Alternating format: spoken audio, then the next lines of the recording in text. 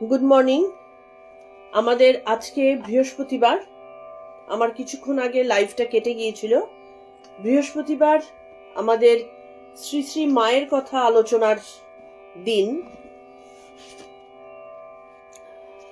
মাঝখানে আমাদের মায়ের আলোচনায় অনেকটা গ্যাপ পড়ে গেছে, সেই জন্য একটুখানি আমরা পুরনো কি পড়ছিলাম সেটা অল্প একটুখানি মনের মধ্যে এনে আমরা প্রণাম মন্ত্র দিয়ে আমরা শুরু করব, একটুখানি আলোচনা করে নিয়ে।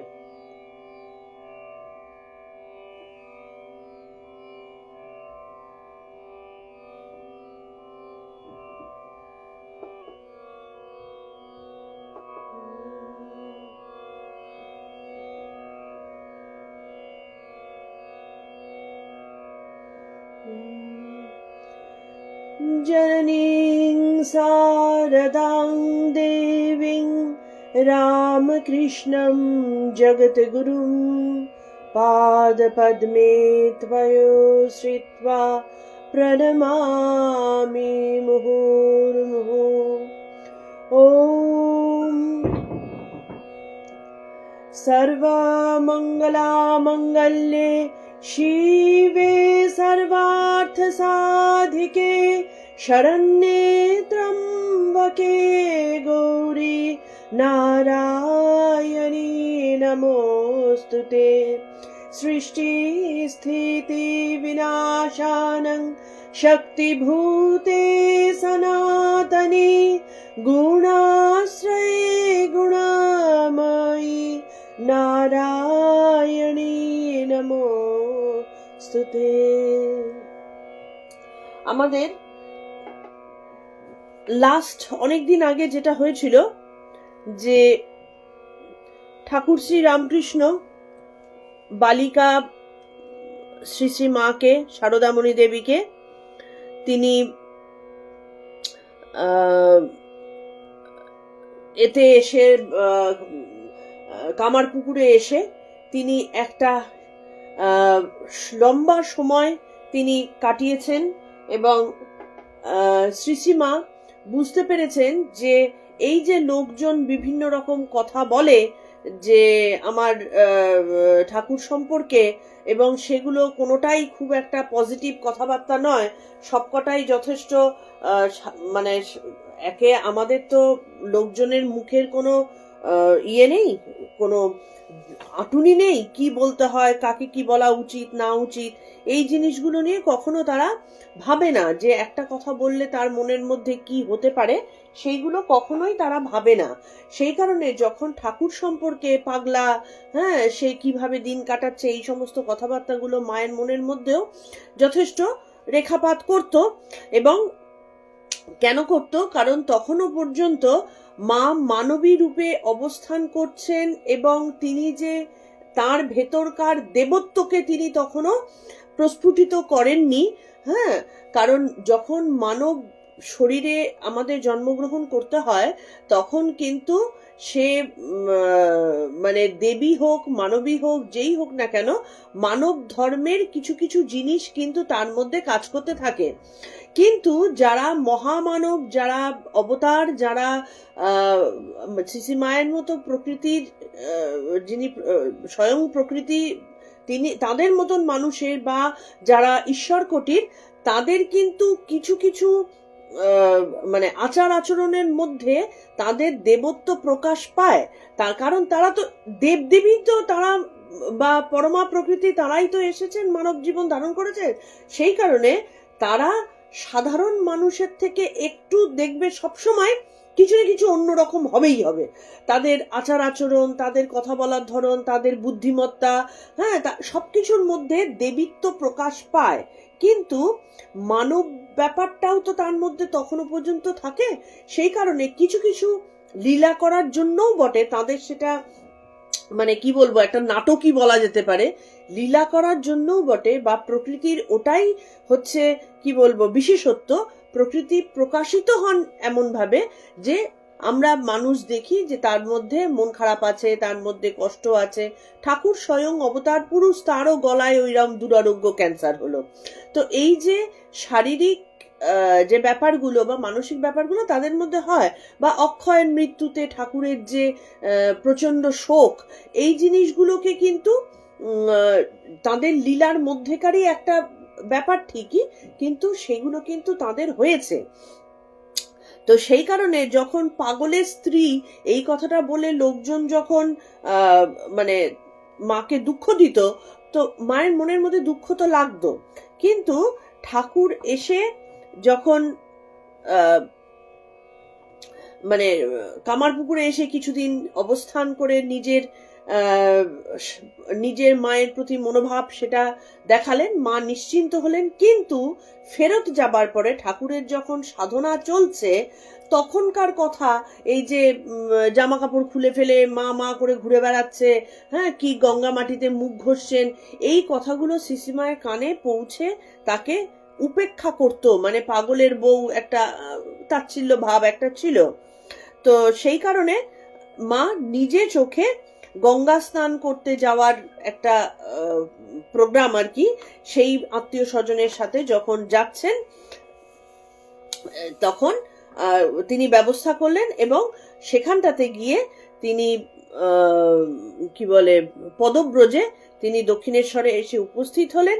কিন্তু এসে কি দেখলেন যে ঠাকুর প্রবল আগ্রহে এবং একদম সুস্থ মানুষের মতনই তাকে আপ্যায়ন করলেন।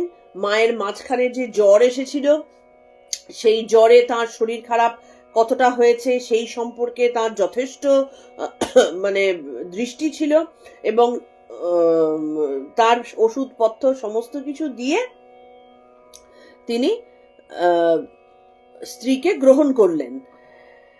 এই সময়টা ঠাকুর এবং মা কিন্তু এক শয্যায় রাত্রি যাপন করতেন, কিন্তু এইখানটার সাথে আমাদের সাধারণ স্বামী স্ত্রীর রাত্রি যাপনকে গুলিয়ে ফেললে কিন্তু চলবে না। দেবী এবং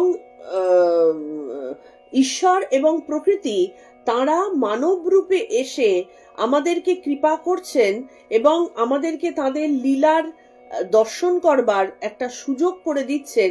সেইটাকে যদি আমরা সাধারণ মানুষের মতো গুলিয়ে ফেলি তাহলে সেটা আমাদের ক্ষুদ্রতা, তাদের কিছু না। তো তারা যখন এই রাত্রিবাস করতেন সারা রাত কিন্তু তাদের আধ্যাত্মিক চর্চায় এবং ঠাকুরের যে কথায় কথায় সমাধিস্থ হতেন, সেই সমাধিস্থ অবস্থায় কিন্তু তাদের রাত্রি কাটত। তো এবং ঠাকুরের বক্তব্য অনুযায়ী ঠাকুর নিজে বলেছেন যে এই সময়টাতেই কিন্তু শ্রী শ্রী মায়ের দেবীত্বের প্রকাশ হয়েছিল, যে সাধারণ মানবী যদি হতেন, কারণ অনেকের আমি শুনেছি অনেক কি বলবো মানে আধ্যাত্মিক কথা বলা যারা রামকৃষ্ণ পরমহংস চর্চা করেননি, তারা অনেকেই অদ্ভুত অদ্ভুত কথা বলেন যে শ্রীশ্রীমা ঠাকুরের কাছে চেয়েছিলেন আমার কেন সন্তান, কি বলে আমার সন্তান দরকার, হ্যাঁ, এই সমস্ত কথাগুলো কিন্তু ভুল কথা। কিন্তু সেই সময়টা মায়ের দেবীত্বের প্রমাণ ঠাকুর পেয়েছিলেন। কিভাবে পেয়েছিলেন? সাধারণ মানুষ হলে যে আকাঙ্ক্ষা বা যে চাহিদা একটা মহিলার মধ্যে থাকতে পারত স্ত্রী হিসাবে, তার বিন্দুমাত্র তো মায়ের মধ্যে ছিলই না। বরং ঠাকুর বলেছিলেন যখন যে সেই সময় ঠাকুর বলেছিলেন যে ও যদি এত ভালো না হতো তাহলে এই শ্রীরামকৃষ্ণ হতে পারতেন কিনা এটা সন্দেহ আছে। তো এই সময় তাদের মধ্যে দেব দেবীর মিলনের একটা কি বলে সময় তারা অতিবাহিত করেছিলেন। আমরা এর পর থেকে আসব যে মা দক্ষিণেশ্বরে এসেছেন এবং সেই সময় ঠাকুর এবং মা দুজনেই দুজনের কাছে পরীক্ষায় উত্তীর্ণ হয়েছেন। এরপরে বৎসরাধিক কাল অতীত হইলেও যখন শ্রীরামকৃষ্ণের মনে এক্ষণের জন্যও দেহবুদ্ধির উদয় হইল না, এবং যখন তিনি সারদামণি দেবীকে জগন্মাতার অংশ ভাবে এবং কখনো সচ্চিদানন্দ রূপ আত্মা বা ব্রহ্মভাবে দৃষ্টি করা ভিন্ন অপর কোনোভাবে দেখিতে ও ভাবিতে সমর্থ হইলেন না, তখন শ্রীরামকৃষ্ণ আপনাকে পরীক্ষোত্তীর্ণ ভাবিয়া ষোড়শী পূজার আয়োজন করিলেন এবং শারদামণি দেবীকে অভিষেক পূর্বক পূজা করিলেন। ঠিক যে কথাটা আমরা আগের দিন এই কিছুক্ষণ আগে আলোচনা করলাম, যে এই সময়টা যেন ঈশ্বর ঈশ্বরী নিজেরা নিজেদের কাছে পরীক্ষা দিলেন। 1 বছর ধরে মা এবং ঠাকুর এক শয্যায় শয়ন করে নিজেদের কাছে প্রমাণ করলেন যে তারা মানব দেহ ধারণ করলেও দেহ বুদ্ধির প্রভাবে তারা কিন্তু নিজেদের আত্মহারা করে হতে দেননি। গতকাল আমরা গীতার মধ্যে এই আলোচনাই করেছিলাম, যখন জ্ঞান লাভ হয়ে যাচ্ছে, মানে আমাদের এই কুটস্থে আমাদের আজ্ঞাচক্রে মন স্থিত হচ্ছে, সেখান থেকেও পদস্খলন হয়। তাহলে ঠাকুর আমাদের দেখাবার জন্য, ঠাকুর তো নিজেকে কখনো প্রকাশ করেননি যে আমি অবতার এসো। ভৈরবী তাকে প্রমাণ করেছিলেন যে ইনি অবতার, ঠাকুর নিজে কিছু করেননি। তার মানে সাধারণ মানুষের কাছে তিনি একজন প্রথমে সাধকই ছিলেন, পরবর্তীতে তার প্রমাণ হয়েছে তিনি কে, কিন্তু সাধারণ মানুষের কাছে প্রথমে তো তিনি সাধক ছাড়া আর কিছু ছিলেন না। তাহলে সেই সাধনা করার সময় লোকের কাছে যেমন তিনি প্রকাশিত, অন্তরে কি হচ্ছে বা অন্দরে কি হচ্ছে সেটা তো লোকে জানতে পারছে না, বা নিজের কাছে তো নিজে পরিষ্কার হতে পারছেন না। তো সেই কারণে ঠাকুর এবং মা 1 বছরের ওপর একসাথে থেকে নিজেরা নিজেদের কাছে প্রমাণ করলেন, যে পরীক্ষা দিলেন যে তারা মানব দেহ ধারণ করলেও দেহবোধ তাদেরকে ছুঁতে পারেনি। তারা সেই যে ঈশ্বর কোটির অবতার পুরুষ, তারা নিজেরা নিজেদের কাছে যখন স্পষ্ট হলো বা সেটা যখন একেবারে দৃঢ় হলো, তখন এবং ঠাকুর ততদিনে বুঝে গেছেন যে মা যে জগন্মাতার মানবী রূপ, সেইটা যখন প্রমাণিত হলো, তখন মাকে জগতের কাছে প্রকাশিত করবার জন্য বা নিজের সমস্ত কর্ম তার কাছে দিয়ে তিনি মুক্ত হওয়ার জন্য তিনি কি করলেন, এই ষোড়শী পূজার আয়োজন করলেন। এবং দেখলেন, তারা প্রমাণ করলেন যে যতই তারা এক শয্যায় শয়ন করুক, যতই তাদের মধ্যে স্বামী স্ত্রী নামক আমাদের জাগতিক সম্পর্ক থাকুক, বেসিক্যালি এই জাগতিক সম্পর্ক তাদেরকে আমরা যে আত্মা এবং ব্রহ্মময়ী এরা দুজন, এইটার থেকে তারা কখনো চ্যুত হননি, এই ধারণার থেকে।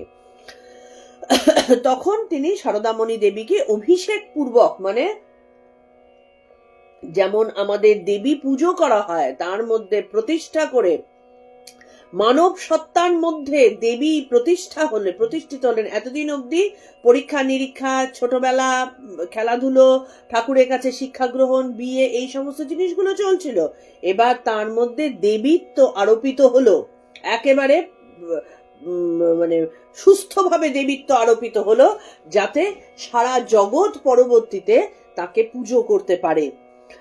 এবং যখন অভিষেক পূর্বক পূজা করিতেছিলেন, পূজাকালে শেষ দিকে শারদামণি বাহ্যজ্ঞান রহিতা ও সমাধিস্থা হইয়াছিলেন বলে লিখিত আছে। যখন সমাধিস্থ হয় তখন কি হয়, তখন আর মানব দেহের এই বন্ধন থাকে না, তখন ঈশ্বর কোটি একেবারে সত্তায় তারা প্রতিষ্ঠিত হন। মানে তখন তার এই ভেতরের যে জীবাত্মা, সেই জীবাত্মা পরমাত্মার সাথে মিলিত হয়ে পরমাত্মাতে পর্যবসিত হলেন। এবং আমাদের কিন্তু এটা আমরা মানে আমি এর পুরো গভীরভাবে ব্যাপারটা জানি না, কিন্তু এটাই সত্যি যে যখন আমরা সুষুপ্তি অবস্থায়, মানে ঘুমের যে তিনটে অবস্থা রয়েছে, তার মধ্যে যখন আমরা সুষুপ্তি অবস্থার মধ্যে যাই, যেখানটাতে আমাদের কোনো আর অস্তিত্ব বোধ থাকে না, সেই অস্তিত্বে কিন্তু আমরা ব্রহ্মের সাথে মিলিত হই, এটা বলা হয়। আমি এর ডিটেল ব্যাপারটা ভেতরে জানি না, কিন্তু এটা বলা হয় সেই সময় জীবাত্মা কিন্তু ব্রহ্মের সাথে মিলিত হয়। কিন্তু আমাদের যেহেতু চেতনা সেই অর্থে অজ্ঞানতা দ্বারা আবদ্ধ আছে, আমরা তার ভাবটাকে পরবর্তীতে ধরে রাখতে পারি না, বা সেটাকে মনে রাখতে পারি না, বুঝতেও পারি না যে হয়েছে। কিন্তু জীবাত্মা পরমাত্মার মধ্যে ওই সুষুপ্তি কিন্তু খুব অল্প সময়ের জন্য হয়, কিন্তু তখন জীবাত্মা পরমাত্মার সাথে মিলন হয়, এবং সেই কারণেই কিন্তু আমাদের এই প্রাণ নামক যে মানে প্রাণ বলে যে আমরা ঈশ্বরকে বা পরমাত্মাকে বুঝি বা ব্রহ্মকে বুঝি, সেই প্রাণ আমাদের কিন্তু চলমান থাকে বা তিনি অবস্থান করেন। এই প্রাণ চলে গেলে তো এই যে দেহ জড় পদার্থ, তো সেই জিনিসটা আমাদের সুষুপ্তির কারণে কিন্তু একটা কারণ যে আমাদের প্রাণ বাহিত হতে থাকে। তো এই সময় শারদামণি দেবী বাহ্যজ্ঞান রহিতা বা সমাধিস্থ হইয়াছিলেন, মানে তিনি তখন পরিপূর্ণভাবে ঈশ্বরের সাথে সমাহিত হয়েছিলেন। দেহের অবস্থানটা শুধু একটা খোলসের মতন পড়েছিল, তিনি কিন্তু দেবীত্বে প্রতিষ্ঠিত হলেন। ইহার পরেও তিনি অহংকৃতা হন নাই, তাহার মাথা বিগড়াইয়া যায় নাই। খেয়াল করে দেখো, আমাদেরকে কেউ যদি একটু প্রণাম করে, একটু সম্মান দিয়ে মাথায় তোলে, মানে আমরা একেবারে মাথায় উঠে নাচতে থাকি, না আমাদেরকে প্রণাম করলো, একটা বিশেষ একটা ব্যাপার, আমি কেউ কোটা আর কি। কেউ যদি প্রণাম আবার না করে, তাহলে আমরা ধরেই নিই যে ও একটা ফালতু লোক বা ফালতু মহিলা, যার কোনো বড়দের প্রতি কোনো রকম ইয়ে নেই। মানে আমরা প্রণাম পাওয়ার জন্য হাঁকুপাকু করি এবং পেলে নিজেদেরকে একটা কেউ কেটা মনে করি। কিন্তু শ্রী শ্রীমা এই যে পুজো করলেন, পুজো করা মানে ঠাকুরের মতন একজন মহাসাধক, মানে ঠাকুরকে তখনও যদি আমি অবতার না বলে সাধকই বলি, ঠাকুরের মতন একজন মহাসাধক, তিনি তার সমস্ত কর্মফল এবং তার সমস্ত জপের মালা এবং তার সাধনার ফল সমস্ত কিছু মায়ের কাছে অর্পণ করলেন, এবং মাকে পূর্ণ দেবী রূপে তিনি পুজো করলেন। স্বামী তার স্ত্রীকে পুজো করছেন, এইগুলো কিন্তু আমরা কি হয় জানো তো, খুব ক্ষুদ্র মানসিকতার থেকে আমরা এগুলো খুব সরল করে ফেলি। স্বামী স্ত্রীকে পুজো করলো, সুতরাং প্রত্যেকটা স্বামীর উচিত স্ত্রীকে পুজো করা। ব্যাপারটা কিন্তু সেরকম না। সম্মান স্বামী স্ত্রী উভয়ের মধ্যে থাকতে হয়। কিন্তু ঠাকুর মাকে পুজো করে অনেক কিছু জিনিস প্রমাণ করেছিলেন, অনেক কিছু জিনিস তার কিন্তু এর মধ্যে লুকিয়ে আছে। আমরা পরবর্তীতে নিজে বুঝবো, এটাকে এত সরলীকরণ করে ফেললে কিন্তু আমরা অনুচিত কাজ করে ফেলবো। যাই হোক, এখানটাতে কথা যেটা বলা হচ্ছে, এর পরেও মা কিন্তু কোনোভাবে অহংকৃতা হন নাই। ষোড়শী পূজার পর তিনি প্রায় 5 মাস দক্ষিণেশ্বরে ছিলেন। তিনি ওই সময় পূর্বের ন্যায় রন্ধনাদি দ্বারা রামকৃষ্ণ এবং তাহার জননীর এবং অতিথি অভ্যাগতের সেবা করিতেন, এবং দিনের বেলা নহবতে থাকিয়া রাত্রে স্বামীর শয্যা পার্শ্বে থাকিতেন। তাহলে মা কিন্তু সাধারণ যে কে সেই থাকলেন। এইটাই হচ্ছে দেবী এবং মানবীর মধ্যেকার পার্থক্য। মা কিন্তু একটা নিজেকে বিশাল কেউ কেটা মনে করে অহংকারে মটমট করতে থাকতে পারতেন। তিনি বলতেই পারতেন যে আমি এত মানে পুজো করবার মতন একজন পূজনীয় ব্যক্তিত্ব, সুতরাং আমার তো কাজকর্ম করার কোনো উচিত নয়। মা কিন্তু তা করলেন না। মা সেই অ্যাজ ইট ইজ, তারপরেও যে 5 মাস তিনি ছিলেন, তিনি নিজেকে পরীক্ষায় প্রমাণিত করলেন তার দেবীত্ব, তিনি দেবীত্বে প্রতিষ্ঠিত হলেন। দুটোই হওয়ার পরেও তিনি কি একদম সাধারণভাবে তার যা কর্তব্য, তার যা কর্ম সুন্দরভাবে মনের আনন্দে করে গেলেন। প্রতিদিনের যেরকম অতিথি সেবা করা, স্বামী সেবা করা, শাশুড়ি সেবা করা, নহবতের মতন একটা ছোট্ট জায়গায় থেকে সারাদিনের তার কাজকর্ম করা, এবং রাত্রিরে তিনি স্বামীর শয্যা পার্শ্বে অবস্থান করা, প্রত্যেকটা কাজ তিনি করলেন। সকল প্রকারের খাদ্য ও রন্ধন রামকৃষ্ণের সহ্য হইত না বলিয়া অনেক সময় তাহার জন্য আলাদা রান্না করিতে হইত। সেই সময় দিবারাত্র রামকৃষ্ণের ভাব সমাধির বিরাম ছিল না, এবং কখনো কখনো মৃতের লক্ষণ সকল তাহার দেহে প্রকাশিত হইত। কখন রামকৃষ্ণের সমাধি হইবে এই আশঙ্কায় শারদামণির রাত্রিকালে নিদ্রা হইত না। তাহলে এই যে শয্যা পার্শ্বে শয়ন করছেন, এই কথাটাতে আবার কোনো ভুলভাল মানসিকতার লোকজন ধরে নিতেই পারে, টুক করে সব কথার বাইরে ওই কথাটা ধরে নিয়ে, এই যে ঠাকুর আর মা এক শয্যায় শয়ন করতেন, কিন্তু কি করতেন এক শয্যায় শয়ন, এই ঘটনাটা এবার এখানে প্রকাশিত। ঠাকুর মুহুর্মুহু ভাব সমাধিতে, কারণ ঠাকুরের তখন তার মানে কোনো নেই, বাঁধনহারা তিনি। বাঁধনহারা কিসে বাঁধনহারা? তার তখন আর সাধনার ফল তিনি দিয়ে দিয়েছেন, আর তাকে ওই সাধন করে কষ্ট করার তো প্রয়োজন নেই।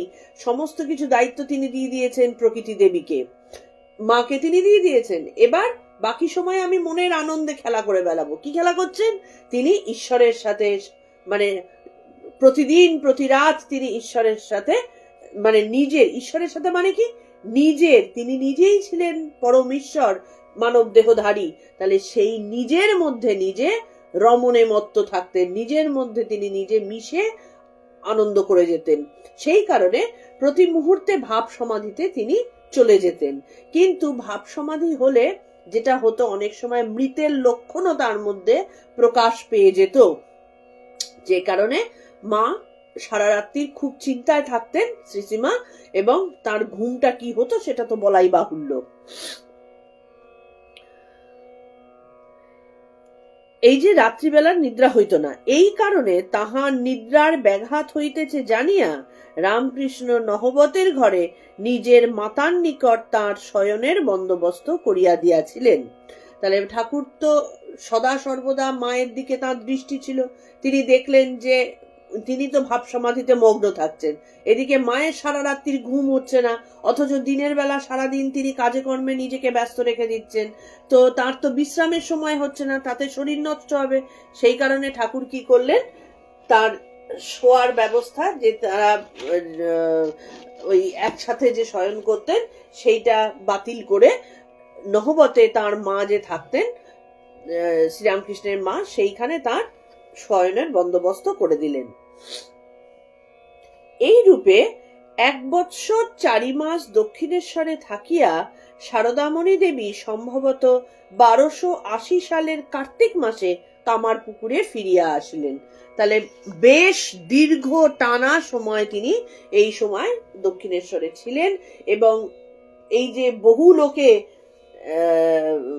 পাগলা ঠাকুরের স্ত্রী, হ্যাঁ, বা তার যে সন্দেহজনক কথাবার্তাগুলো তার মনকে সবসময় ব্যথিত করত, পরিপূর্ণভাবে নাশ হয়ে জগতের একটা বিশাল অধ্যায় সেখানটাতে কাটিয়ে আসলেন, যে যার মধ্যে তার দেবীত্বে প্রতিষ্ঠিত হওয়া, তার ভেতরের যে মানবী সত্তা ছিল সেইটাকে আরো কমিয়ে দিয়ে, মানবী সত্তাটা এবার তাকে ধরে রাখতে হবে, জগতের জন্য জবরদস্তি ধরে রাখতে হবে, তার মধ্যেকার দেবীত্ব বার করে আনলেন, যা পরবর্তীতে আমাদের কাছে মায়ের মানে মা হিসেবে নিয়ে আসবেন আর কি। ঠাকুর ভিত্তি প্রস্তর করে দিয়ে পাঠালেন। তখনকার কথা স্মরণ করিয়া শারদামণি দেবী উত্তরকালে স্ত্রী ভক্তদিগকে বলিতেন, সে যে কি অপূর্ব দিব্য ভাবে থাকতেন তা বলে বোঝাবার নয়। কখনো ভাবের ঘোরে কত কি কথা, কখনো হাসি, কখনো কান্না, কখনো একেবারে সমাধিতে স্থির হয়ে যাওয়া, এই রকম সমস্ত রাত। সে কি এক আবির্ভাব আবেশ, দেখে ভয়ে আমার সর্বশরীর কাঁপত, আর ভাবতুম কখন রাতটা পোয়াবে। ভাব সমাধির কথা তখন তো কিছু বুঝি না। একদিন তার সমাধি আর ভাঙে না দেখে কেঁদে কেটে হৃদয়কে ডেকে পাঠালুম। সে এসে কানে নাম শোনাতে, তবে কতক্ষণ পরে তার চৈতন্য হয়। তারপর ওইরূপ ভয়ে কষ্ট পাই দেখে তিনি নিজে শিখিয়ে দিলেন, এই রকম ভাব দেখলে এই বীজ শোনাবে। তখন আর তত ভয় হতো না, ওই সব শোনালেই আবার হুঁশ হতো। তাহলে দেখো কি সুন্দর অপূর্ব দিব্য সময় তারা কাটিয়েছেন, যে ভাবের মধ্যে থাকা, মানে ঈশ্বরের সাথে ঈশ্বরীর মিলন হচ্ছে, নিজের মধ্যে থাকা। আমরা যে থাকি, আমরা তো নিজের মধ্যে থাকি না, আমরা এই মানব শরীরের, আমরা এর পরের দিন যখন কি করে আমাদের সৃষ্টি হয়, প্রকৃতি কি করে আমাদের সৃষ্টি করেন, সেই জিনিসগুলো আমরা পড়লে বুঝতে পারবো আমরা তো বেসিক্যালি আমার মধ্যে থাকি না। আমরা একটা ধরো কি বলবো, মানুষের শরীরের মধ্যে থেকে আমরা জন্তুর মতো আচরণ করি, হ্যাঁ, মূর্খের মতন চিন্তা করি। তো আমরা যে কি, সেই জিনিসটা তো পরিপূর্ণরূপে ভুলে গিয়ে পাঁচজনের কষ্টের কারণ হই এবং পরবর্তীতে নিজেরও কষ্টের কারণ হই। কারণ আমি যে মুহূর্তে অন্যের কষ্টের কারণ হব, সেইটা আমাকেও ভোগ করতে হবে। তাহলে পাঁচজনের কষ্টের কারণ হওয়ার কারণটা কি? আমাদের ভেতরকার অজ্ঞানতা। তো সেই অজ্ঞানতাটা কোথা থেকে আসে? আমরা আমাতে থাকি না বলে এই অজ্ঞানতা আসে। কিন্তু এখানে এই দুই দেব দেবী, তখন তাদের শরীরটাই শুধু বাইরে খোলস হিসাবে রয়েছে, কিন্তু তারা সদা সর্বদা নিজেদের আত্মস্থ অবস্থার মধ্যেই কিন্তু রাত্রি অতিবাহিত করেছেন। এবং মা বলছেন যে প্রথম প্রথম তিনি যখন বুঝতে পারতেন না, তখন তিনি ভয় পেয়ে যেতেন, এবং ঠাকুর তাকে শিখিয়ে দিলেন যে কি করে আবার চেতনায় আনা সম্ভব, চৈতন্য কি করে আসবে, কি করে আবার দেহবোধ আসবে আর কি, সেই হুঁশে নিয়ে আসতেন। শারদামণি দেবী বলিতেন, এই রূপে প্রদীপে সলতেটি কিভাবে রাখিতে হইবে, বাড়ির প্রত্যেকে কে কেমন লোক ও কাহার সঙ্গে কিরূপ ব্যবহার করিতে হইবে, অপরের বাড়ি যাইয়া কিরূপ ব্যবহার করিতে হইবে প্রভৃতি সংসারের সকল কথা হইতে ভজন, কীর্তন, ধ্যান, সমাধি ও ব্রহ্মজ্ঞানের কথা পর্যন্ত সকল বিষয় ঠাকুর তাহাকে শিক্ষা দিয়াছেন। তাহলে ঠাকুর এই যে মাকে শিক্ষা দিয়েছিলেন, এটা কি মার শিক্ষার প্রয়োজন ছিল? না, কিন্তু মানব দেহ ধারণ করে তিনি বেসিক্যালি আমাদের জন্য শিক্ষার একটা জায়গা তৈরি করে দিয়ে গেছেন, যে আমাদের কি উচিত কি অনুচিত আমরা কখনো করি না, আজও ভুলে গেছি। এখনো আমরা উচিত অনুচিত বোধ হারিয়ে মাতালের মতন আমরা আচরণ করে যাচ্ছি, বুঝি না। এই সময় মনে হয় আবার ঠাকুর মাকে বিশেষ প্রয়োজন আমাদের। কিন্তু তখনকারও একটা টালমাটাল অবস্থায় দীর্ঘকাল ধরে মুসলমান রাজত্বের শাসন হয়েছে, তারপরে ব্রিটিশ রাজত্বের শাসন হয়েছে। এই দীর্ঘকাল শাসনের ফলে মানুষের মধ্যেকার যে মনুষ্যত্ব, সেই জিনিসগুলোর যখন অভাব ঘটেছে, অবতার পুরুষের তো বিনা কারণে হয় না, একটা বিশেষ কারণেই হয়। তো তখন ঠাকুর এবং মা এসে মানুষকে শিখিয়ে দিয়ে গেলেন যে কিভাবে চলতে হয়, কিভাবে বলতে হয়, কিভাবে অন্যের সাথে কথা বলতে হয়, সেই মানে জগতের শিক্ষা তারা দিয়ে গেলেন। এবং দেখো, প্রদীপের সলতেটা থেকে শুরু করে কি করে প্রদীপের সলতে ধরাতে হবে, সেই সময় অনুযায়ী বিচার করে ধ্যান, ভজন, সমাধি, ব্রহ্মজ্ঞান সব তিনি দিয়ে গেছেন, সব কিছুর শিক্ষা তিনি বার করে দিলেন। এবার আমরা বলতে পারি যে মানে তখনকার দিনে যেভাবে শিক্ষা দিয়েছেন সেটা কি এখনকার যুগে চলবে? দেখো, এক্স্যাক্টলি তখনকার দিনে প্রদীপের সলতের প্রয়োজন ছিল, এখনকার দিনে সেটা কমে এসেছে, শুধু পুজো আসার সময় দরকার হয়। এই ধরনের ছোট ছোট বিষয়গুলো ছাড়া মানব শিক্ষা বলতে যা বোঝায় সেইটা কিন্তু মানে চিরকালীন। কারণ এটাই হচ্ছে সনাতন ধর্ম। তাহলে সনাতন ধর্মের শিক্ষা বাদ দিয়ে বাদবাকি জিনিসগুলোর, ছোট ছোট জিনিসগুলো হয়তো এদিক ওদিক হতে পারে, কিন্তু ঘটনাটা হচ্ছে যে আমাদের এই ঠাকুরের তিরোধান থেকে আজকে সময়টা খুব অল্প, মানে এত অল্প সময়ের মধ্যে এত ডিটোরিয়েট করেছে, যার জন্যে অবতার পুরুষের আবির্ভাব তো এত তাড়াতাড়ি হয় না, বহু তারা যুগের পরিবর্তন আনেন, কিন্তু এই মাত্র কিছু বছরের মধ্যে এতটাই পরিবর্তন হয়েছে। এখন আমার মনে হয় যে আবার অবতার পুরুষের বিশেষ প্রয়োজন আছে। নিশ্চয়ই তারা অপেক্ষা করছেন ভালো একটা ক্ষেত্র পাবার, যেখানটাতে তারা অবতীর্ণ হবেন। সেই ক্ষেত্রটাও কার আছে, কোন বংশে আছে, কে বা জানে। তো যাই হোক, তাহলে আমাদেরকে এখানটাতে ঠাকুর মাকে সমস্ত শিক্ষার মাধ্যমে সমসাময়িক অবস্থায় কিভাবে চলতে হবে, কিভাবে বলতে হবে, যুগধর্ম পালনের পূর্ণ শিক্ষা তিনি দিয়ে দিলেন। এবং সেই যুগধর্ম শিক্ষা যদি আজকে আমরা পালন করি, আমরা করি না, সেইটাই হচ্ছে গন্ডগোল। ঠাকুর শিক্ষাটা কিন্তু ভবিষ্যতের জন্য দিয়ে রেখেছিলেন। গন্ডগোলটা আমাদের যে আমরা সেটা পালন করি না। যদি পালন করতাম তাহলে কিন্তু আমাদের অবক্ষয় হতো না। ঠাকুর শিক্ষা দিয়ে গেছেন। কলিকাতা প্রভৃতি স্থান হইতে অনেক ভদ্রমহিলা দক্ষিণেশ্বরে রামকৃষ্ণের দর্শনে আসিয়া নহবতখানায় সমস্ত দিন থাকিতেন। রামকৃষ্ণ ও তাহার জননীর জন্য রন্ধন ব্যতীত ইহাদের জন্য রান্নাও সারদামণি করিতেন। কখনো কখনো বিধবাদের জন্য গোবর গঙ্গাজল দিয়া 3 বার উনুন পাড়িয়া আবার রান্না চড়াইতে হইত। তাহলে দেখো, যিনি ঠাকুর ততদিনে বেশ কিছুটা তার পরিচয় হয়েছে, বহু লোক বাইরে থেকে আসছে যারা ঠাকুরকে দর্শন করতে আসছে, সারাদিন থাকছে, এবং তাদের রান্না বান্না করছেন কে? শ্রীশ্রীমা, যিনি ঠাকুরের সহধর্মিনী। তিনি বলতে পারতেন না যে ঠাকুরের সহধর্মিনী মানে আমিও তো একজন কেউকেটা। আবার এমন সহধর্মিনী যাকে ঠাকুর নিজে ষোড়শী পুজোয় দেবীতে উত্তীর্ণ করিয়ে দিয়েছেন। মা কিন্তু যখন জগতে ফিরলেন পরিপূর্ণভাবে সেই অবস্থা তিনি মানে ভুলে থাকলেন। তিনি ভুলে থাকলেন মানে কি, তার ভেতর ভুলে গেছে না, কিন্তু বাইরের জগতের কাছে তিনি প্রকাশই করলেন না তার মহত্বটা। কোন জায়গায় তিনি যে কে, তিনি যে মানে তাকে বর্ণনা করা, তাকে ব্যাখ্যা করা, এটা তো কোনো সাধু সন্ন্যাসীও করতে পারেন না। আমরা তো কোন ছাড়। সুতরাং আমরা খুব ছোট্ট শব্দের ভান্ডার দিয়ে তাকে ব্যাখ্যা করার চেষ্টা করি মাত্র। তো সেই কারণে বলছি, মা কে এটা তো তিনি প্রকাশই করলেন না। কেন করলেন না? তার কারণ হচ্ছে, দেখো, আমাদের মহিলাদের মধ্যে, প্রত্যেক মহিলার মধ্যেই কিন্তু এই প্রকৃতির যে একটা করে অংশ রয়েছে।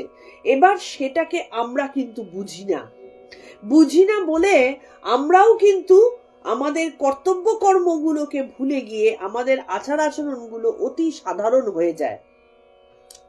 কিন্তু আমরা যদি শ্রীশ্রীমায়ের মতন নিজেকে শ্রীশ্রীমায়ের সন্তান মনে করে তার ভেতরকার জিনিসগুলো যদি নিতাম, তাহলে আমরা বুঝতাম যে আমাদের শিক্ষা কথাটার মানে কিন্তু অ্যারোগেন্সি নয়। শিক্ষা দিয়ে চাকরি বাকরি করে আমরা নিজেদেরকে অনেকাংশে পুরুষের মতন করে ফেলছি, কিন্তু সেটা আমাদের উদ্দেশ্য নয়। আমরা আমাদের যে বিশেষত্ব সেইটাতে যদি আমরা গর্বিত থাকতাম এবং সেটাতে যদি আমরা এই কর্তব্য পালনে অবিচল থাকতাম, তাহলে মানে এই পুরুষত্বের জাহির করা, মানে পুরুষদের মতো হওয়ার কোনো প্রয়োজনীয়তা থাকতো না। আমরা এখন বেসিক্যালি কম্পিটিশন দিই, পুরুষের মতো হওয়ার চেষ্টা করি তাদের কাছ থেকে সম্মান আদায়ের জন্য। প্রয়োজন নেই, মহিলা হয়েই সম্মান আদায় করা যায়। পুরুষত্বের ঠাকুরের কাছে মা কিন্তু তার ক্ষমতা জাহির করে সম্মানিত হননি, তিনি তার কর্তব্য পালনে অবিচল থেকেই সম্মানিত হয়েছেন। তাহলে এবার আমাদের কাছে কোশ্চেন আসতে পারে, তাহলে মহিলারা কি সারাক্ষণ মাথা নিচু করে থাকবে? না, মাথা নিচুর তো প্রশ্নই আসছে না, এই জায়গাটাই তো আসছে না। কারণ আমরা যদি আমাদের প্রপার কর্তব্য, প্রপার ধর্মটাকে আমরা যদি সঠিকভাবে জানতে পারি এবং সেই অনুযায়ী যদি কাজ করি, তাহলে কোনো সময় আমাদেরকে কিন্তু ওই নিচু হওয়ার কোনো প্রশ্ন ওঠে না। তখন অটোমেটিক্যালি আমাদের প্রতি সম্মানের, শ্রদ্ধায় সমগ্র জাতির মাথা নিচু হবেই। তার কারণ হচ্ছে, আমাদের আগে যারা বীরাঙ্গনা নারীরা ছিলেন, আমরা যা রামায়ণে দেখেছি, ওই বি আর চোপড়ার সীতা একজন মানে একেবারে শান্ত ধীর স্থির, তার কোন রকম মানে কি বলবো নম্র, এই যে ব্যাপারটা, সীতা কিন্তু আদপে তা ছিলেন না। সীতা কিন্তু তখনকার দিনের কিন্তু সবাই ওয়ারিয়ার ছিলেন, তারা রীতিমতো তালে তাল দিয়ে যুদ্ধ করতেন। মহাভারতে কৈকেয়ীর কথা দেখো, তারপরে তোমার মহাভারতে বলছি, রামায়ণে কৈকেয়ীর কথা দেখো, তারপরে তোমার সুভদ্রার কথা মহাভারতে দেখো। এরা প্রত্যেকে রথ চালনায়, যুদ্ধক্ষেত্রে তারা কিন্তু সমভাবে যুদ্ধ করতেন, এবং এর প্রমাণ পাওয়া গেছে বহু জায়গায় যে তারা ওয়ারিয়ার ছিলেন। কিন্তু এই ওয়ারিয়ার বৃত্তি তাকে পুরুষ করে দিত না তাদের। তারা কিন্তু তাদের যা বিশেষত্ব সেটাকে তারা খুব ভালোভাবে জানতেন। সেই কারণে কর্তব্য কর্মে তারা কখনো পুরুষের সাথে কম্পিটিশন দেবার কোনো প্রয়োজন ছিল না, কম্পিটিশনে আসেই না। পুরুষ আলাদা, নারী আলাদা, কারোর সাথে কারোর কোনো বিরোধ নেই, কিন্তু আমরা বিরোধে উত্তীর্ণ হয়েছি। তাহলে এখানে মা দেখো, তিনি নিজের যে দেবীত্ব সেইটাকে লুকিয়ে রেখে তার কর্তব্য তিনি জানেন যে আমি একজন মহিলা, আমি একজন বিবাহিতা সাধ্বী স্ত্রী, আমি এখানটাতে এসেছি আমার স্বামী সেবা করতে। তিনি তার এইটুকু জানেন।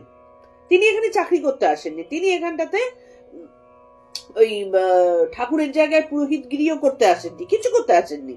তিনি এসেছেন স্বামীর সেবা করতে। তাহলে তার যা যা প্রয়োজন সেটা তিনি করছেন, তাহলে তার কর্তব্য ওটাই ছিল।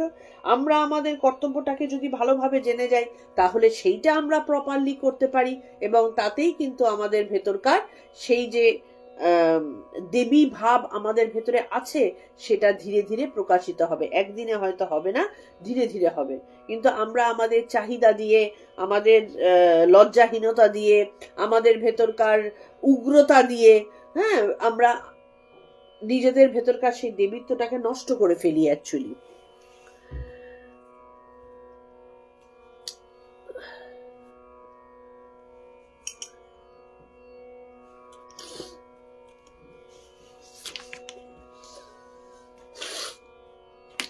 যাই হোক,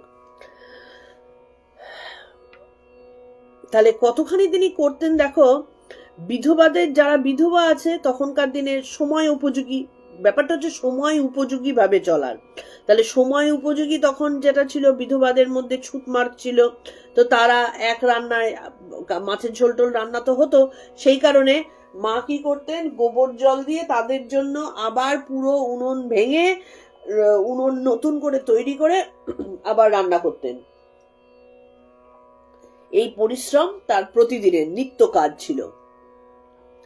একবার পানিহাটি মহোৎসব দেখিতে যাইবার সময় রামকৃষ্ণ জনৈক স্ত্রী ভক্তের দ্বারা শারদামণি দেবীকে জিজ্ঞাসা করিয়া পাঠাইলেন তিনি যাইবেন কিনা।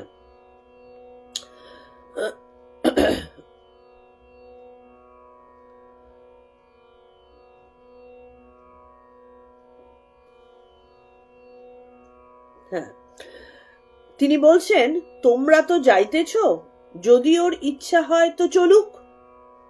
শারদামণি দেবী ওই কথা শুনিয়া বলিলেন, অনেক লোক সঙ্গে যাইতেছে, সেখানেও অত্যন্ত ভিড় হইবে, অত ভিড়ে নৌকা হইতে নামিয়া উৎসব দর্শন করা আমার পক্ষে দুষ্কর হইবে, আমি যাব না।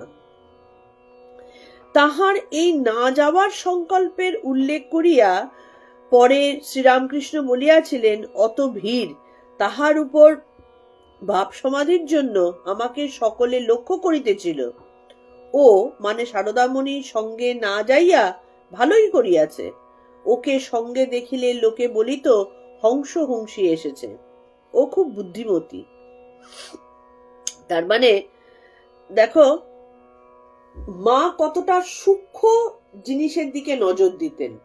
আমাদের ভেতরকার মুশকিল হচ্ছে আমরা এই সূক্ষ্মতাটাকে হারিয়ে ফেলেছি, সূক্ষ্মের স্থান নেই, সেই কারণে আমাদের পুরো ব্যাপারটাই গোদা হয়ে গেছে। এই যে দেখো দুজনেই দুজনের কর্তব্য পালন করলেন। ঠাকুর তাকে খবর পাঠালেন, শ্রীরামকৃষ্ণ মাকে খবর পাঠালেন যে মেয়েরা তো যাচ্ছে। তখনকার দিনে শুধু পুরুষদের সাথে একজন মহিলা যেতে পারতো না, তো অনেক মহিলারা যাচ্ছে দেখে ঠাকুর খবর পাঠালেন যে তোমরা তো যাচ্ছ, ও যদি যাওয়ার ইচ্ছা হয় তো চলুক। মা কি বললেন, ওই যদি ইচ্ছা হয় তো চলুক, এই কথাটাতেই কিন্তু মা বুঝে গেলেন যে আমার যাওয়া উচিত হবে না। সাথে সাথে তিনি ডিসিশন নিলেন, না আমি যাব না। কিন্তু যাব না বলে তিনি মুখ ভারী করলেন না, যাব না বলে তিনি বললেন না যে কি বলে আমি ঘরের মধ্যে এতদিন ধরে বন্দি থাকি, আমাকে অন্য জায়গায় বেড়াতে নিয়ে চলো, যেটা আমরা জেনারেলি করে থাকি এই সময়, যে অসুবিধা হচ্ছে, কষ্ট হচ্ছে, হাজবেন্ডের টাকা পয়সা হোক, শরীর হোক, অসুবিধা হচ্ছে, কিন্তু না আমাকে বছরে ঘুরতে নিয়ে যাওয়ার তোমার কথা ছিল, সুতরাং নিয়ে যেতেই হবে।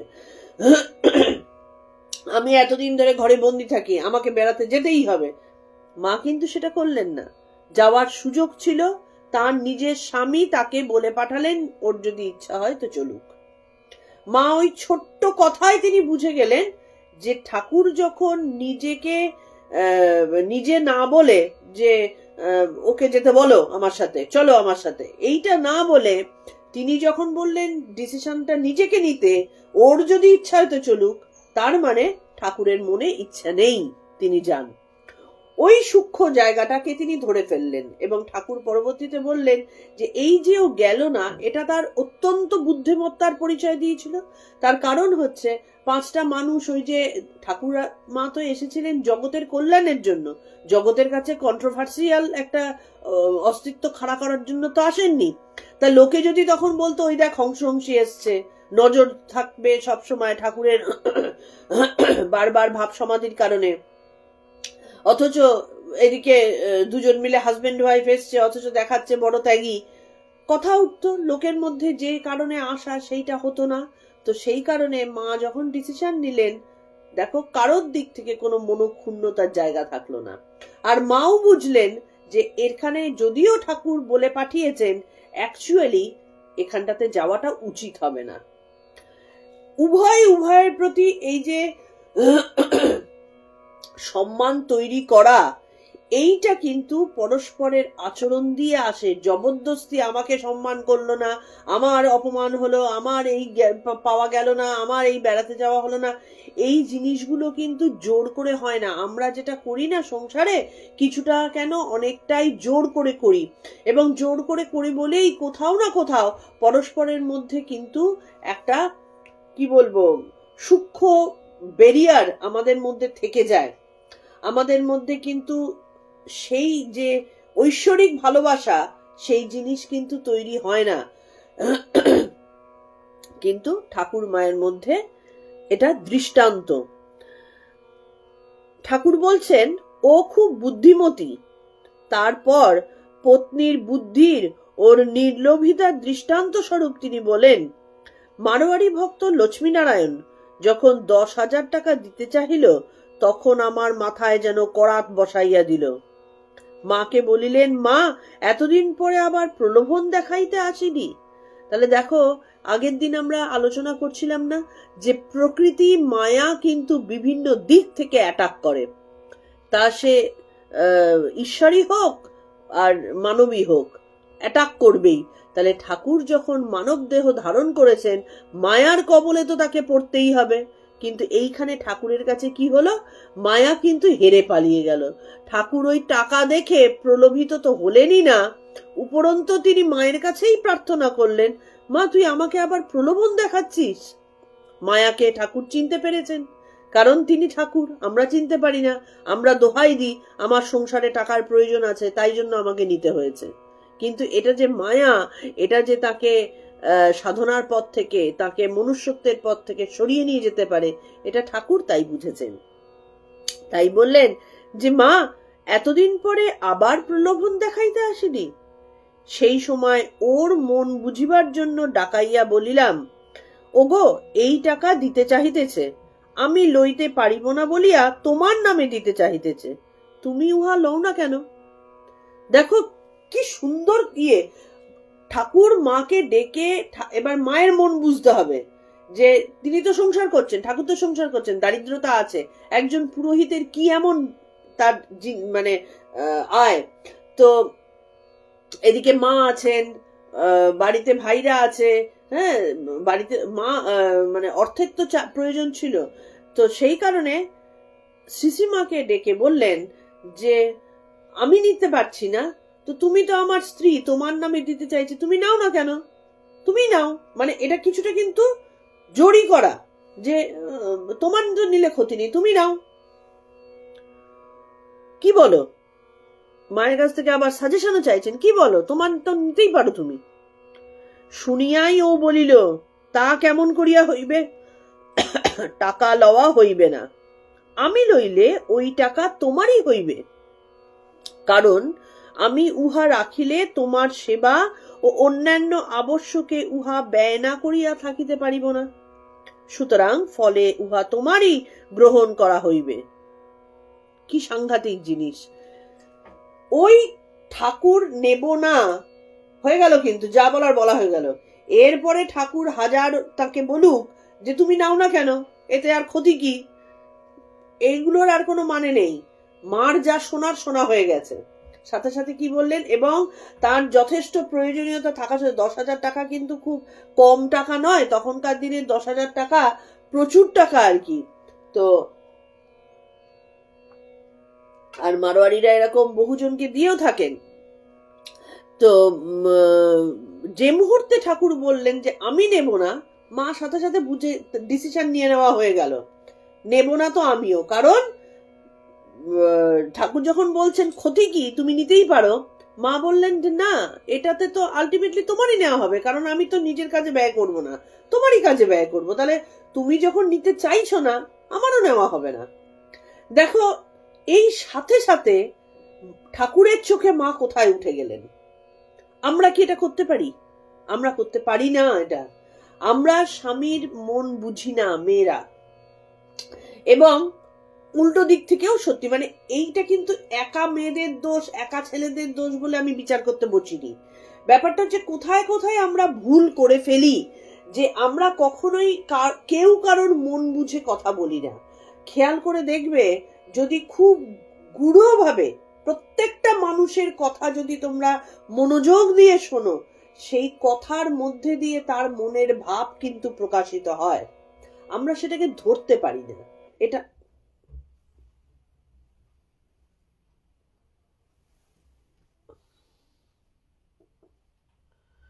কারেন্ট চলে গেল মনে হচ্ছে। তাহলে এই জিনিসটাকে আমরা ধরতে পারি না বলে,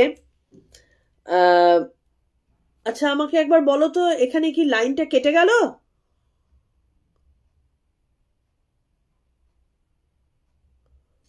কোনোভাবে কি লাইন কেটে গেছে? তোমাদের কি শুনতে শোনার ইয়েটা কেটে গেছে?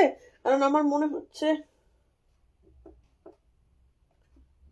কি হলো।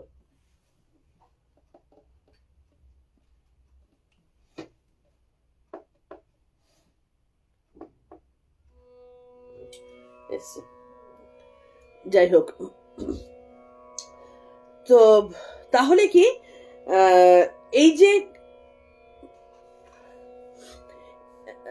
এই যে অনাবশ্যক ব্যয় না করিয়া থাকিতে পারিব না, সুতরাং ফলে উহা তোমারই গ্রহণ করা হইবে। লোকে তোমাকে ভক্তি শ্রদ্ধা করে তোমার ত্যাগের জন্য, অতএব টাকা কিছুতেই লওয়া হইবে না। ওর ওই কথা শুনিয়া আমি হাফ ফেলিয়া বাঁচি। তাহলে মারওয়ারি যদি আলাদা করে গিয়ে মায়ের কাছে দিয়ে আসতো, হ্যাঁ, তাহলে মা কিছু জানতে না পেরে কি হতো, ব্যাপারটা বোঝা যাচ্ছে না। সেই কারণে ঠাকুর একদম সরাসরি যা করার সামনেই করলেন, মাকেও বোঝা হয়ে গেল, এবং পরস্পরের প্রতি যে ভালোবাসার আদান প্রদান, শ্রদ্ধার আদান প্রদান, সেটাও হয়ে গেল। মা দেখো নিজের সম্মান তো বাড়ালেনই, উল্টে জগতের কাছে ঠাকুরেরও সম্মান রক্ষা করলেন, এবং বললেন যে লোকে তোমাকে ভালোবাসে তোমার ত্যাগের জন্য। এই যে মারওয়ারি লোকটা টাকা দিতে এসেছে, কই আমাদেরকে তো দিতে আসবে না, XYZ কে তো দিতে আসবে না, ঠাকুরকে দিতে এসেছে। এবার ঠাকুর যদি টাকাটা নিয়ে ফেলতেন, ঠাকুর যদি মনে করতেন যে আমার তো খরচ তো হচ্ছেই, এই যে এত ভক্ত আসছে, তাদেরকে খাওয়াতে হচ্ছে, রান্না করতে হচ্ছে, খরচ তো হচ্ছে, তাহলে এই খরচ তো আমার সুবিধা সুরাহা হয়, তো সেই টাকাটা নিলে কিছুটা তো আমি আমার সংসারের কাজে ব্যবহার করে ভালোই হয়। কিন্তু ঠাকুর সেটা করলেন না, কারণ ঠাকুর জানেন, মাও জানেন, যে মানুষ একটা মানুষকে বেসিক্যালি শরীরটাকে শরীরটার প্রতি কামনা থাকে, কিন্তু ভক্তি ভালোবাসা আসে তার বিশেষত্বের ওপরে। তাহলে ঠাকুরের বিশেষত্ব সেই মুহূর্তে তিনি ত্যাগী, তার ত্যাগটাকে বিশেষভাবে দেখেই কিন্তু ভক্তরা এসেছে। তাহলে আমি যদি টাকা নিয়ে নিই, তাহলে তোমার সেই ত্যাগ বলে যে মানুষের কাছে শ্রদ্ধা তৈরি করা, সেই জিনিসটা কখনোই থাকবে না। কারণ সহধর্মিনী কথাটার মানেটা হচ্ছে পরস্পর পরস্পরের সাথে পূর্ণভাবে যুক্ত। তার মানে আমি নিলে তোমারই নেওয়া হবে। এইটা মা বুঝলেন কিভাবে? তার মাথার মধ্যে এই বুদ্ধিটা এলো কি করে? ওই সূক্ষ্ম চিন্তা ভাবনাটার জন্য। তার সূক্ষ্ম চিন্তা ভাবনা কার আছে? বুদ্ধি যার আছে তার আসে। আমরা পরের দিন জানবো যে এই বুদ্ধি কিভাবে আমাদের ভেতরে নাড়াঘাটা করে দেয়। তো সেই বুদ্ধিটাকে তীক্ষ্ণ করা, শার্প করা কেন প্রয়োজন, এই জিনিসগুলো আমরা গীতাতে পরবর্তীতে পড়বো এর পরের দিন আর কি। তাহলে আজকে ঠাকুরের কাছে মায়ের এই যে কথোপকথন, ঠাকুরের সাথে মায়ের বা এই যে উদাহরণ, এই পুরো জিনিসগুলো থেকে আমরা কি প্রমাণ পেলাম? যে আমাদের বেসিক্যালি কিভাবে চলা, বলা, ভাবা, করা, এগুলো কিন্তু দেখো একটা সংসারী মানুষের ক্ষেত্রে হচ্ছে পুরো জিনিসটা। কিন্তু ঠাকুর ওখানকার পুরোহিত ছিলেন, সাধক তো তারপরে পুরোহিত হিসাবে জয়েন করেছিলেন, এবং সেই হিসাবেই তিনি ভাতা পেয়ে এসেছেন। সেখানে তার সংসার আছে, তার কাছে এই যে ভক্তরা আসছে, তারা বেসিক্যালি কি বলে তোমার ঠাকুরের কাছে অতিথি রূপে আসছে। ঠাকুর তাদের দেখভালের জন্য খরচ করছেন, মা সংসারের দেখভালটা করছেন, কিন্তু পূর্ণ ত্যাগের উদাহরণ তারা দুজনে দুজনকে দিয়ে যাচ্ছেন। মা দিয়ে যাচ্ছেন ভক্তির, প্রেমের, তোমার বুদ্ধির পুরো প্রমাণ দিচ্ছেন। ঠাকুর তার স্বামী হিসাবে কর্তব্য, আমাদের জগতের জন্য মঙ্গলময় কর্তা হিসেবে কর্তব্য, সমস্ত কিছু তিনি পালন করে যাচ্ছেন। আজকে তাহলে আমাদের এটুকুই। আগামীকালও মায়ের কথা আলোচনার দিন।